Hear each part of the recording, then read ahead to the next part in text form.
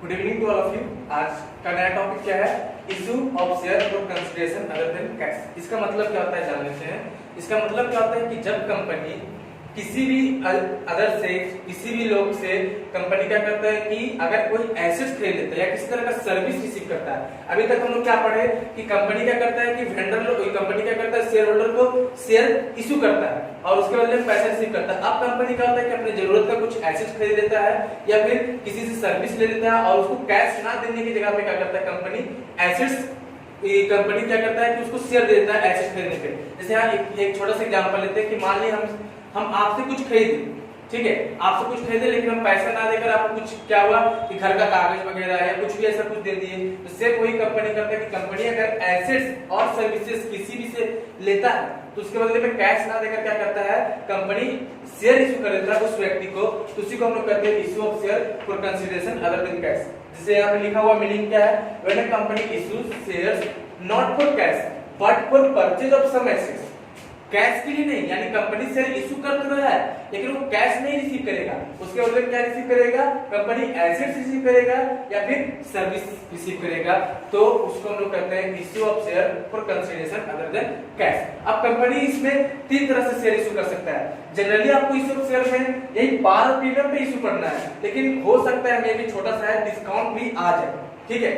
आगे आपको जब इशू ऑफ डिवेंचर पढ़ेंगे तो उसमें डिस्काउंट पढ़ना है, लेकिन समझा देते ताकि दिक्कत ना हो, ठीक है। तो क्या हो? Par premium discount. अब कंपनी जब पार प्रीमियम डिस्काउंट तीनों में किसी पे भी इशू करेगा तो सबसे पहले क्या करेगा? आगे एसेट्स परचेज करेगा ऑन परचेजिंग एसेट्स। अब एसेट्स परचेज करेगा तो क्या होगा? एंट्री तो assets account debit to vendor account. अब पढ़े होंगे आप लोग 11th में भी कि एसेट्स जब खरीदता है कंपनी या कोई भी खरीदता है तो हम लोग जानते हैं कि एसेट्स क्या होता है? Debit what comes in real account में, तो जो भी आता है उसको डेबिट करते हैं। इसी कारण एसेट्स खरीद रहा है कंपनी तो assets account debit to vendor account. Sir अब वेंडर क्या है? तो कंपनी जिससे एसेट्स खरीदता है उसी को हम लोग वेंडर बोलते हैं, यानी सेलर भी बोल सकते हैं इसको, ठीक है। तो assets account debit to vendor account, ठीक। अब ऐसा तो है नहीं कि कंपनी अगर एसेट खरीद रहा हो तो कभी कभी कंपनी क्या करता है? कुछ डाउन पेमेंट करता है। ये जरूरी नहीं कि हमेशा कर दे, लेकिन कभी कभी अगर क्वेश्चन में बोल दिया कि हाँ कंपनी डाउन पेमेंट कर दे रहा है वेंडर को, जिससे खरीद रहा है उसको ₹1,00,000 ₹2,00,000 डाउन पेमेंट कर दे रहा है, तो उस केस में क्या हुआ? Entry on making down payment. तो कंपनी दे रहा है, किसको दे रहा है? तो वेंडर को दे रहा है, तो वेंडर अकाउंट डेबिट। और मालूम है आपका कि जो चीज जाता है उसको क्रेडिट करते हैं तो तू कैश या बैंक, अब चाहे कैश के थ्रू देगा या फिर चेक वगैरह दे दे तो बैंक लिखेंगे, ठीक है। अब कंपनी मान ली कि 10 लाख का एसेट खरीदा था, मान ली 10 लाख का क्या खरीदा था? ट्रक खरीदा था, ठीक। अब 10 लाख का ट्रक खरीदा था, 2 लाख डाउन पेमेंट कर दिया तो बाकी बचा 8 लाख देने का। तो अब 8 लाख कंपनी क्या करेगा? उसके बदले में कंपनी वेंडर को शेयर दे देगा, तो vendor account debit to share capital. अभी क्या है? पार का है, यानी शेयर दे देगा तो vendor account debit to share capital. अब ये नंबर ऑफ शेयर निकालना पड़ेगा क्योंकि कंपनी का क्या होता है कि शेयर का फेस वैल्यू होता है 10 रुपया 100 रुपया, तो उस हिसाब से कितना शेयर देना पड़ेगा। मान लीजिए हम आपसे 10 शेयर का चीज खरीदे 2,000 रुपया दे दिए, बाकी 8,000 रुपया के लिए ऐसा क्या चीज हमको देना पड़ेगा और कितना देना पड़ेगा ताकि आपका क्या हो? पैसा वसूल हो जाए।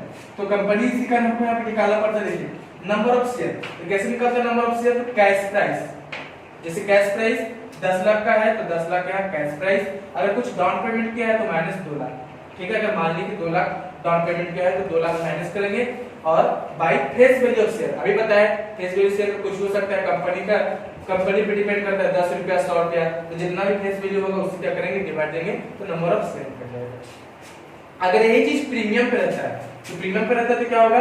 प्रीमियम पे पहला ऑन परचेज ऑफ एसेट तो सेम एंट्री होगा, इसी कारण हम यहाँ पे सेम लिख दिए, यानी assets account debit to vendor account same. अगर आप लोग को लिखना हो तो लिख लीजिएगा। फिर वही डाउन पेमेंट अगर कंपनी करता है तो उसका भी सेम एंट्री होगा, vendor account debit to cash या बैंक, ठीक है। चेंज क्या होगा? सिर्फ ऑन इशू ऑफ शेयर, अगर कंपनी शेयर इशू करता है तो तब चेंजेस क्या होगा? Vendor account debit to share capital, एक नया चीज क्या आ जाएगा? सिर्फ टू सिक्योरिटी प्रीमियम रिजर्व, ठीक है। क्या आ जाएगा? Security premium reserve. अब इसमें भी नंबर ऑफ शेयर कैसे निकालेंगे? तो cash price minus down payment, हम यहाँ पे फुल फॉर्म उसका लिख दिए हैं, तब यहाँ पे शॉर्टकट लिख रहे हैं। Cash price minus down payment और फेस वैल्यू, वही शेयर का फेस वैल्यू। अगर प्रीमियम पे है तो सिक्योरिटी प्रीमियम रिजर्व को क्या करेंगे? ऐड कर देंगे, ठीक है। अब देखते हैं लोग डिस्काउंट पे, तो डिस्काउंट पे भी पहला चीज वही है ऑन परचेजिंग ऑफ एसेट्स। अगर एसेट्स खरीदता है तो सेम एंट्री होगा, ठीक है। अगर डाउन पेमेंट करता है तो भी सेम एंट्री होगा, जो यहाँ पे है वही एंट्री यहाँ पे भी होगा। सिर्फ शेयर इशू करते समय क्या होगा? चेंज हो जाएगा। क्या होगा? वेंडर अकाउंट डेबिट डिस्काउंट पर कंपनी कर रहा है यानी 10 रुपए का चीज 8 रुपए में दे रहा है, तो जाहिर सी बात है कंपनी की लॉस इसी अकाउंट डेबिट में आ जाएगा। Discount on share account debit to share capital account, और यहाँ पे नंबर ऑफ शेयर वही cash price minus down payment बटा फेस वैल्यू। अगर डिस्काउंट पे तो डिस्काउंट क्या करेंगे, फेस वैल्यू से माइनस कर देंगे। यहाँ तक क्लियर, इसको नोट डाउन कीजिए, आगे से क्वेश्चन देखते हैं। चलिए देखिए एक क्वेश्चन है, ए लिमिटेड परचेज कर रहा है एसेट्स, ठीक है, ऑफ रुपीज 4,50,000 यानी 4.5 लाख का एसेट्स खरीद रहा है किससे, फ्रॉम बी लिमिटेड से, ठीक है। क्या होता है कि a sum of rupees 32,000 was paid at the time of purchase, जिसमें से 32,000 परचेज के समय ही क्या किया कंपनी पे कर दिया है किसको, बी लिमिटेड को, यानी ये क्या हो गया आपका डाउन पेमेंट हो गया। एंड फॉर रिमेनिंग अमाउंट, बाकी जो अमाउंट बच गया, company issue share of rupees 100 each, बचे हुए अमाउंट के लिए कंपनी क्या किया 100 रुपए का शेयर इशू कर दिया, दो कैसे एट पार पे इशू कर रहा है और एक 10% प्रीमियम पे इशू कर रहा है। हम लोग को पास करना है जनरल एंट्री। चलिए देख लेते हैं एट पार पे। पार सबसे पहले कंपनी एसेट्स खरीद रहा है, तो एसेट्स का अगर नाम रहेगा तो नाम लिखेंगे, अगर नाम नहीं तो एसेट्स लिख देंगे, एसेट्स अकाउंट डेबिट। अब कभी कभी क्वेश्चन में दे देगा कि मशीन खरीद रहा है तो मशीनरी अकाउंट, ट्रक खरीद रहा है तो ट्रक अकाउंट, ठीक है, एसेट्स अकाउंट डेबिट। अब वेंडर यानी वेंडर मतलब जिससे खरीद रहा है, तो किससे खरीद रहा है तो फ्रॉम बी लिमिटेड, है ना, तो बी लिमिटेड क्या हो जाएगा वेंडर। अगर नाम नहीं दिया तो वेंडर लिखिएगा, अगर नाम दिया हो तो यहाँ पे जो नाम दिया है वो लिखिएगा, बी लिमिटेड अकाउंट। कितना का था तो 4.5 लाख, ठीक है। दूसरा इसका एंट्री क्या होगा, अब कंपनी क्या कर रहा है डाउन पेमेंट कर रहा है ना 32,000, तो डाउन पेमेंट कर रहा है तो उसके लिए क्या हो जाएगा, तो वेंडर का नाम डेबिट, तो वेंडर यहाँ पे कौन है बी है, तो B limited account debit to क्या है शेयर कितना दे रहा है, तो कुछ नहीं लिखा, तो कैश या बैंक आप कुछ भी लिख सकते हैं, कोई दिक्कत नहीं, ठीक है। तो B limited account debit to cash account कितना दे रहा है 32,000। अब क्या कर रहा है, बचा हुआ अमाउंट के लिए कंपनी क्या कर रहा है शेयर इशू कर दे रहा है। तीसरा हो जाएगा वही वेंडर अकाउंट डेबिट यानी B limited account debit to share capital account.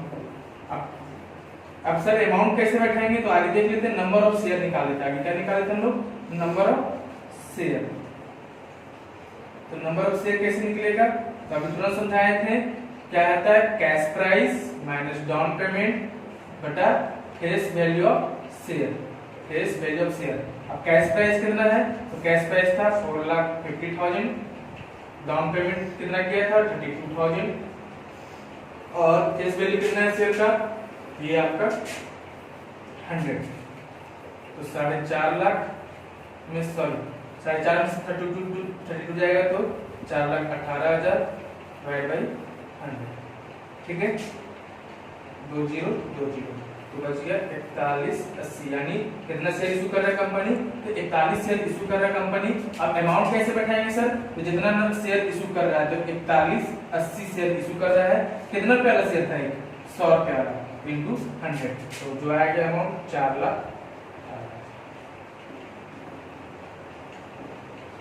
ठीक है, कोई दिक्कत। नेक्स्ट देख लेते हैं अब एक प्रीमियम पे,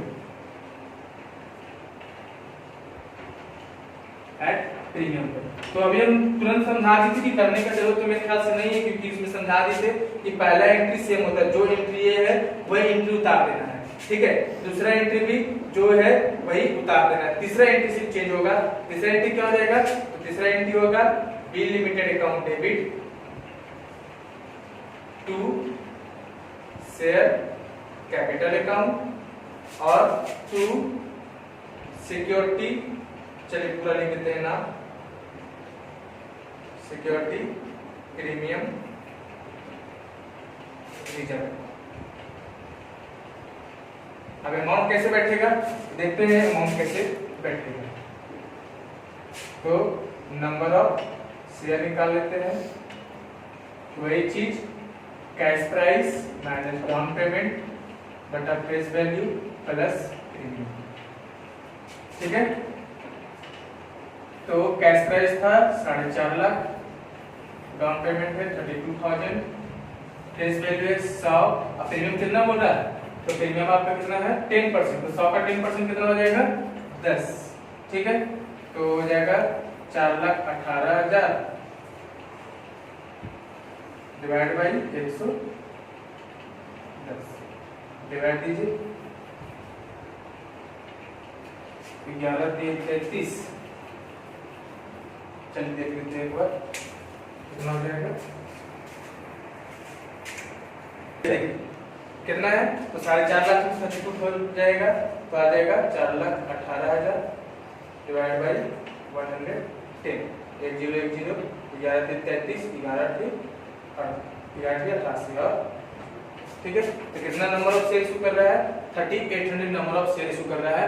और अमाउंट कैसे बैठेगा चलिए देखते हैं। तो 3800 शेयर है और प्रीमियम कितना है 10 रुपए करके तो 38,000 हो जाएगा यहाँ ठीक है। यहाँ पे कितना हो जाएगा 3800 है प्रीमियम में 100 रुपए करके तो 3,80,000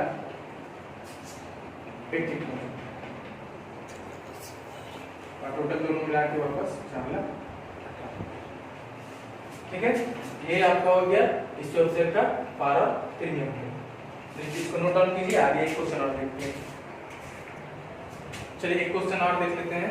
क्वेश्चन क्या है पी लिमिटेड परचेज कर रहा है बिजनेस फ्रॉम एम लिमिटेड यानी पी लिमिटेड क्या कर रहा है बिजनेस ही खरीद ले रहा है एम लिमिटेड का ठीक है। अब क्या कर रहा है उसके बदले में थोड़ा सा rupees 15 lakh P limited M limited का बिजनेस कितना खरीद रहा है 15 लाख रुपए में बिजनेस खरीद ले रहा है ठीक है। अब 15 लाख में बिजनेस खरीद रहा है जिसमें से क्या बोला कि 3 लाख बस पेड बाय चेक यानी 3 लाख चेक के थ्रू दे देगा and balance by using 10,000 fully paid equity shares of ₹100 each और जो बैलेंस बच जाएगा उसको 100 रुपए वाला शेयर दे देगा ठीक है। कितना परसेंट प्रीमियम पे 20% प्रीमियम पे। The assets and liabilities of Mecon limited यानी मेकॉन यहां पे नहीं एम लिमिटेड ठीक है। Assets and liabilities M limited में क्या क्या आता है कंसीडर्ड ऑफ द फ्लोइंग जो बिजनेस खरीद रहा है पी लिमिटेड एम लिमिटेड का तो उसका एम लिमिटेड कुछ ना कुछ तो होगा ना। तो एसेट्स है 14 लाख का और सन्ड्री क्रेडिटर है 2 लाख का यानी कहने का मतलब क्या है लायबिलिटीज है 2 लाख का। अब हम लोग को पास करना है पास नेसेसरी जनरल एंट्री क्लियर। अब यहाँ पे जनरल एंट्री पास करना है तो फिर से आगे बार समझ लेते हैं कि हम पहले ही बताए थे कि कंपनी क्या करता है कि किसी का बिजनेस खरीद लेगा या फिर कंपनी एसेट्स खरीद लेगा या किसी तरह का सर्विस ले लेगा तो वहां पे एक चीज कर रहा है कि बिजनेस खरीद रहा है। अब यहाँ पे देखते हैं हम लोग जनरल एंट्री ठीक है।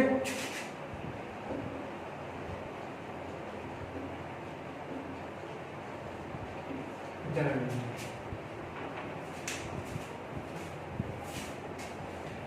एंट्री देखते हैं तो सबसे पहले ये चीज ध्यान रखिएगा कि यहाँ पे सर दो चीज है एसेट्स भी ले रहा है उस कंपनी का और लायबिलिटीज भी ले रहा है। तो एसेट्स ले रहा है तो एसेट्स आएगा डेबिट में और अगर लायबिलिटीज ले रहा है तो लायबिलिटीज आएगा क्रेडिट में। सिंपल सी बात समझते हैं कि हम आपसे कुछ खरीदे ठीक है आपसे कुछ खरीदे गाड़ी आपका खरीद लिए लेकिन आपको किसी और को भी देना था 20,000 रुपए किसी और को देना था तो आप मेरे ऊपर क्या बोल दिए कि आप हमसे गाड़ी खरीदे आप हमको पैसा नहीं देकर उसको दे दिया। तो सेम चीज वही है कि एसेट्स भी खरीद रहा है और उस कंपनी का लायबिलिटी भी पी लिमिटेड ले रहा है ठीक है। तो एंट्री क्या होगा तो एसेट्स खरीदने का एंट्री हो जाएगा तो यहाँ पे सन्ड्री एसेट्स तो सन्ड्री एसेट्स अकाउंट डेबिट ठीक है। फिर आप एसेट्स अगर डेबिट हुआ तो थोड़ा सा जगह छोड़ के यहाँ पे कहते हैं सन्ड्री क्रेडिटर्स क्रेडिट हो जाएगा ठीक है। और यहाँ पे वेंडर आ जाएगा तो वेंडर को देने के लिए कितना बच रहा है एम लिमिटेड अकाउंट। अब अमाउंट पे उठाते हैं तो वेंडर को देना है कितना 15 लाख रुपए में खरीद रहा है कितना में खरीद रहा है 15 लाख ठीक है। जबकि एसेट्स कितना का है तो एसेट्स है आपका 14 लाख का ठीक। लायबिलिटीज कितना हो गया यानी क्रेडिटर्स कितना का हो गया 2 लाख का। ये चीज ध्यान से समझिएगा। देखिए अब पी लिमिटेड जो बिजनेस खरीद रहा है उसमें कम दे रहा कितना तो 15 लाख देने के लिए तैयार है और 2 लाख रुपए उसको लायबिलिटीज चुकाएगा एम लिमिटेड का। तो टोटल पी लिमिटेड को देना कितना पड़ेगा 17 लाख जबकि उसका एसेट्स है कितना का मात्र 14 लाख का। ये चीज ध्यान समझिएगा कि जब कोई भी कंपनी दूसरी कंपनी का एसेट्स वगैरह खरीदता है यानी बिजनेस खरीदता है तो अगर पैसा ज्यादा देने पड़े और उसका एसेट्स कम हो तो उस केस में उसको क्या समझ लो कि क्या दे रहा है उसका गुडविल दे रहा है उसके नाम का एक्स्ट्रा पैसा दे रहा है। गुडविल समझा चुके हैं आप लोगों को कि क्या होता है ठीक है। अब कितना ज्यादा है तो देखो 15 to 17 लाख पी लिमिटेड को देना पड़ेगा 15 लाख तो जो एम लिमिटेड से ले रहा है उसको देना पड़ेगा और 2 लाख का उसका लायबिलिटी चुकाना पड़ेगा जबकि पी लिमिटेड के पास एसेट कितना आ रहा है 14 लाख का। तो एक्स्ट्रा कितना दे रहा है 3 लाख तो 3 लाख क्या कहलाएगा इसके लिए गुडविल कहलाएगा ठीक है। अब दूसरा एंट्री क्या होगा कि एम लिमिटेड को तुरंत देने के लिए कितना तैयार हो गया, तो एम लिमिटेड को देने के लिए कितना तैयार हो गया, 3 लाख चेक के थ्रू देने के लिए तैयार हो गया। तो M limited account debit to check है तो कोशिश कीजिए कि बैंक ही लिखे 3 लाख,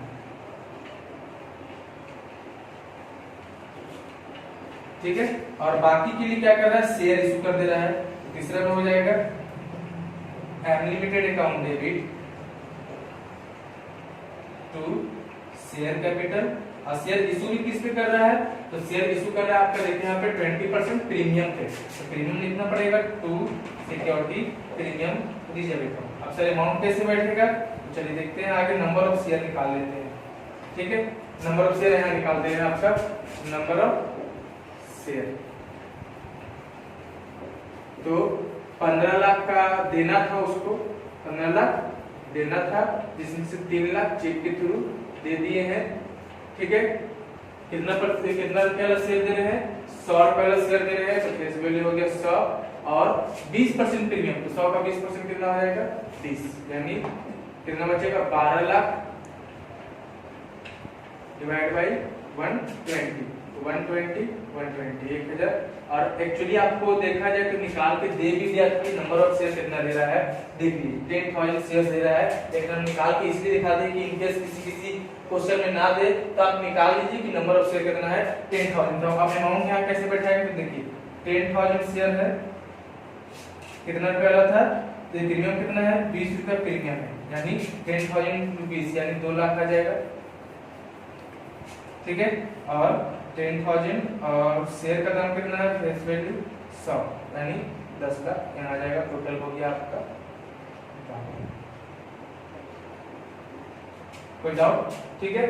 तो आज के फिलहाल इतना रहने देते हैं, क्योंकि ज्यादा अगर एक छोटा सा 1-2 क्वेश्चन और बताना है उसमें पूरा क्लियर हो जाएगा, लेकिन इतना मेरे ख्याल से समझ में आएगा, ज्यादा कर ले जाएंगे तो थोड़ा सा दिक्कत होगा एक बार में, तो इसको नोट डाउन कर लीजिएगा। और इसको आज क्वेश्चन नहीं दे रहे, आज होमवर्क नहीं दे रहे, कल इससे रिलेटेड 2 क्वेश्चन और बताएंगे, उसके बाद होमवर्क देंगे, ठीक है।